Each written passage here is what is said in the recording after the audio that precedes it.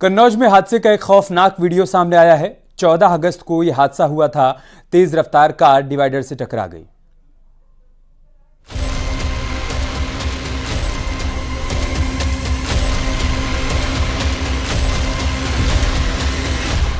कन्नौज में 14 अगस्त के दिन हुए हादसे के दौरान कितना भयानक मंजर था वो अब सामने आया है। हादसे का सीसीटीवी फुटेज बेहद ही दहशत में डालने वाला है। लखनऊ आगरा एक्सप्रेस पर रोज की तरह गाड़ियां दौड़ रही थी, सब कुछ सामान्य था, लेकिन अचानक वो हुआ जिससे राहगीर भी सन्न रह गए। हादसे का शिकार हुई गाड़ी फॉर्च्यूनर बताई गई। गाड़ी अपनी लेन पर दौड़ रही थी। एक्सप्रेसवे पर ज्यादा गाड़ियां भी नहीं थी और न ही ओवरटेक करने की कोशिश चल रही थी। अचानक गाड़ी के चालक का संतुलन बिगड़ा। कुछ देर पहले लेन में दौड़ रही गाड़ी डगमगाने लगी। इसके बाद वो दाईं तरफ घूमी, डिवाइडर पर जोरदार टक्कर मार दी। 6 से 7 बार गाड़ी पलटी खाते हुए सड़क पर दूर जा गिरी। हादसा इतना भयंकर था कि उसका टायर भी अलग हो गया। गाड़ी बुरी तरह क्षतिग्रस्त हो गई। हादसा देखकर दूसरे राहगीर भी दहशत में आ गए। बाद में पुलिस को सूचना दी गई। घायलों को अस्पताल ले जाया गया, लेकिन 2 लोग दम तोड़ चुके थे। सौरिका थाना क्षेत्र में यह हादसा हुआ। हादसे के दिन तेज बारिश हो रही थी, जिसके बाद तेज रफ्तार कार का संतुलन बिगड़ गया था। कार सवार आगरा से लखनऊ जा रहे थे। वहीं नोएडा सेक्टर 62 में रफ्तार का कहर देखने को मिला। यहाँ रोडवेज बस ने स्कूटी सवार लड़कों को रौंद डाला। हादसे में 4 लड़के गंभीर रूप से घायल हो गए, जिन्हें अस्पताल में भर्ती कराया गया। वहीं इस घटना के बाद से आरोपी ड्राइवर फरार है। सेक्टर 62 के गोल चक्कर की ये घटना है। चश्मदीदों के मुताबिक चारों लड़के एक ही स्कूटी पर सवार थे। एक की हालत गंभीर बनी हुई है। हादसे के बाद मौके पर भीड़ जमा हो गई। सूचना देने के बाद पुलिस की टीम भी मौके पर पहुंची। हाईवे पर जाम लग गया था। पुलिस ने बस और स्कूटी को हटवाकर यातायात को फिर से चालू करवाया। जानकारी के मुताबिक सुबह करीब 5:45 बजे बस ने स्कूटी को टक्कर मारी। बस स्कूटी को कुछ दूर तक खींचती ले गई। पुलिस सीसीटीवी फुटेज के आधार पर जांच में जुटी है। Bureau report, news 18।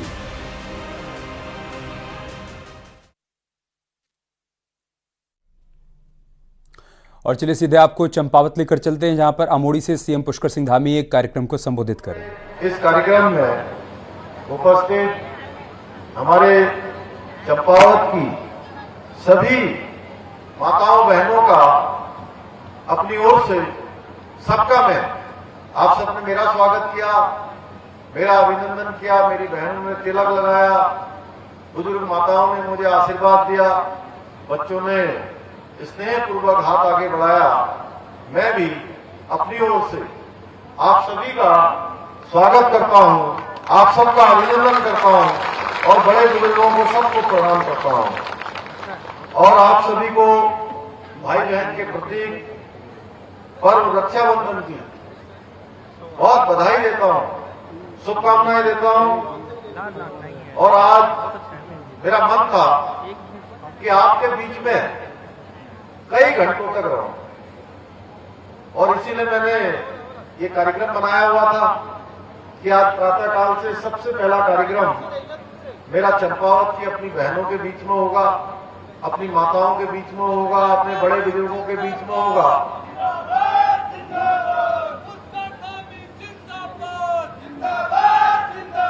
मौसम कुछ आगे पीछे होने के कारण से मैं सीधे यहाँ आने में काफी समय लग गया और मैं पहले यहाँ से वहाँ खटीमा गया। वहाँ क्योंकि बनबसा भी नहीं उतर पा रहे थे, टनकपुर भी नहीं उतर पा रहे थे, उसके बाद फिर से वापस टनकपुर आकर आप सबके बीच में आने का ये अवसर मैं खोना नहीं चाहता था और मैंने कहा चाहे जितना भी समय लगेगा, देर होगी, लेकिन मैं अवश्य अपनी बहनों के बीच में पहुंचूंगा।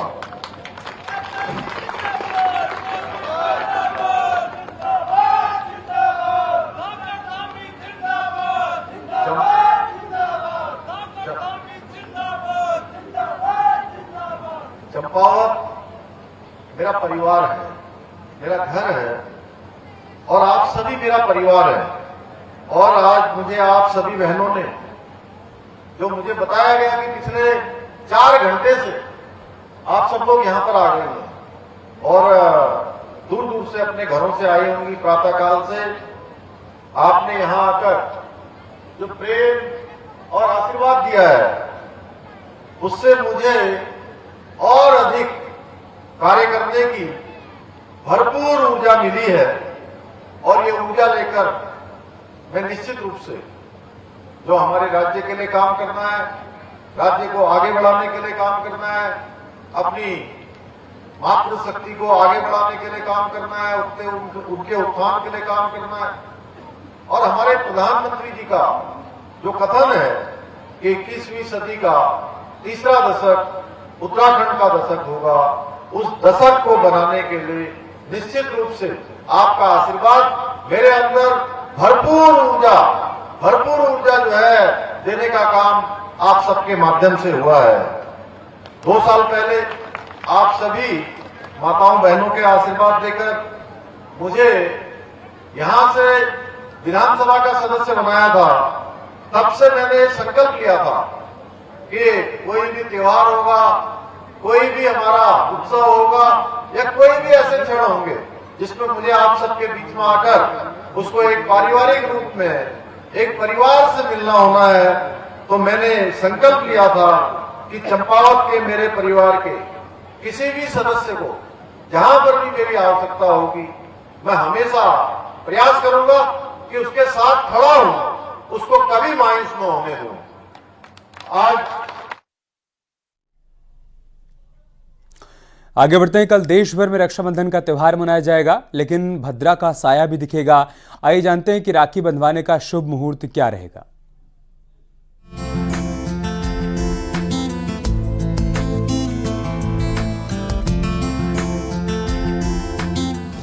उन्नीस अगस्त को मनाया जाएगा रक्षाबंधन। रक्षाबंधन पर बन रहे कई शुभ संयोग। भद्रा के साय से भी रहना पड़ेगा सतर्क। 19 अगस्त यानी सोमवार को रक्षाबंधन का त्यौहार मनाया जाएगा। इस दिन बहनें अपने भाई की कलाई पर प्रेम और स्नेह का रक्षा सूत्र बांधती हैं और भाइयों की लंबी उम्र की कामना करती हैं। बदले में भाई अपनी बहन को रक्षा देने का वचन करते हैं। भाई को राखी बांधने की यह परंपरा सदियों से चली आ रही है। इस साल रक्षाबंधन पर कई शुभ संयोग बनेंगे। इस बार रक्षाबंधन के दिन श्रावण पूर्णिमा और सोमवार एक साथ हैं। लेकिन इस बार राखी के मौके पर भद्रा का भी साया रहेगा। रक्षाबंधन पर 7 घंटे 39 मिनट तक भद्रा का साया है। 18 अगस्त 2024 को रात को 2:21 से भद्रा प्रारंभ होगी, जो कि 19 अगस्त को दोपहर 1:24 तक रहेगी। इसका तात्पर्य ये हुआ कि भद्रा में राखी बांधना शुभ नहीं है, अर्थात 1:24 से लेके और 5:26 तक का जो मुहूर्त है वो बहनों के द्वारा राखी बांधने का सर्वश्रेष्ठ मुहूर्त है। 19 अगस्त को किस वक्त राखी बांधना शुभ होगा वो भी बताते हैं। ज्योतिषाचार्यों के अनुसार 19 अगस्त की रात 2:21 पर भद्रा लग जाएगी। सुबह 9:51 से 10:53 तक भद्रा पुंछ रहेगा। सुबह 10:53 से लेकर दोपहर 12:37 तक भद्रा मुख रहेगा। इसके बाद भद्रा का समापन दोपहर 1:30 पर होगा। ज्योतिष शास्त्र के मुताबिक भद्रा को बेहद ही अशुभ समय माना गया और इस काल में कोई भी शुभ कार्य नहीं किया जाता और 19 अगस्त को दोपहर 1:30 के बाद ही राखी बांधी जा सकेगी। वहीं इस साल रक्षाबंधन पर सर्वार्थ सिद्ध योग, शोभन योग और रवि योग का भी शुभ संयोग बन रहा है।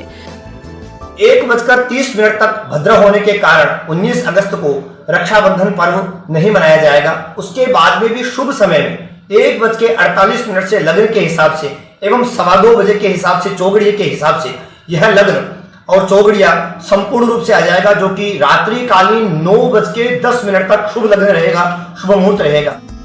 बहरहाल 19 अगस्त आने ही वाला है। ऐसे में पहले बाजारों में बहनें जमकर राखियां खरीद रही हैं ताकि रक्षाबंधन के दिन अपने भाई की कलाई पर रेशम का धागा वो बांधे, प्यार बांध सके।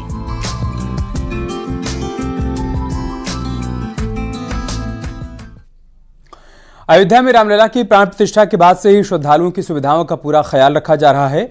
अब राम मंदिर ट्रस्ट ने एक और बड़ा फैसला लिया है, जिससे महिलाओं और बुजुर्गों को बहुत सुविधा होने जा रही है।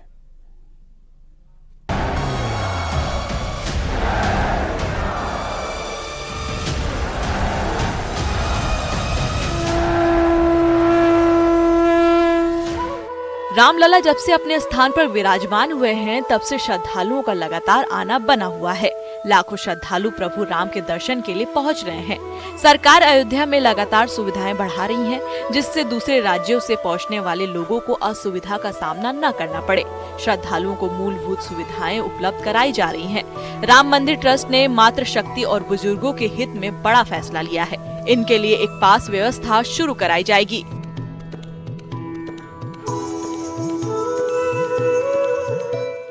भगवान रामलला के भक्तों को अब एक और बड़ी सौगात राम मंदिर ट्रस्ट देने जा रहा है। राम मंदिर ट्रस्ट अब जिन माँओं के गोद में बच्चे हैं उनको, और वो बुजुर्ग जो चलने में शारीरिक रूप से अक्षम हैं या 70 वर्ष से जिनकी आयु ज़्यादा है, उनको सुगम दर्शन पास जारी करेगा। और इस पास के साथ उनको एक सहायक भी दिया जाएगा अगर उनको आवश्यकता महसूस होती है।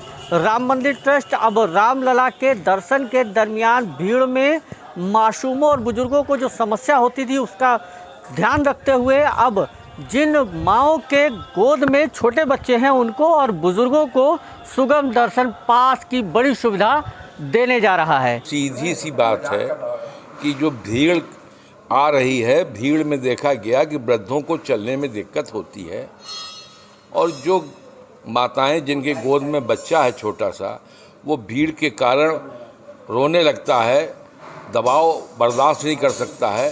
तो ये तय किया गया कि जो माताएं जिनके गोद में बच्चा है और जो 70 साल से के बुजुर्ग हैं और उससे ऊपर के हैं, उन लोगों को सुगम दर्शन पास जारी किया जाएगा और वो लोग पास के लाइन से जाएंगे। अयोध्या में हवाई मार्ग, रेल मार्ग से लेकर सड़क मार्ग तक सुविधाएं बढ़ाई गई हैं, जिससे देश विदेशों से आने वाले श्रद्धालुओं का अयोध्या नगरी में आना आसान हुआ है। आध्यात्म के साथ पर्यटन के लिहाज से भी राम नगरी का लगातार विकास किया जा रहा है। अयोध्या से न्यूज़ 18 के लिए निमिष गोस्वामी की रिपोर्ट।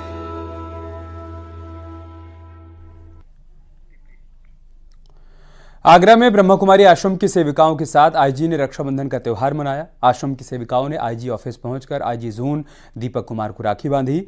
आईजी ने सभी को रक्षाबंधन की शुभकामनाएं दी और महिलाओं को सुरक्षा का भरोसा दिया।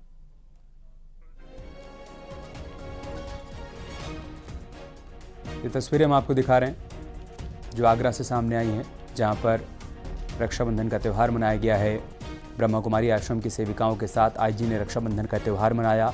आश्रम की सेविकाओं ने आईजी ऑफिस पहुंचकर आईजी जोन दीपक कुमार को राखी बांधी।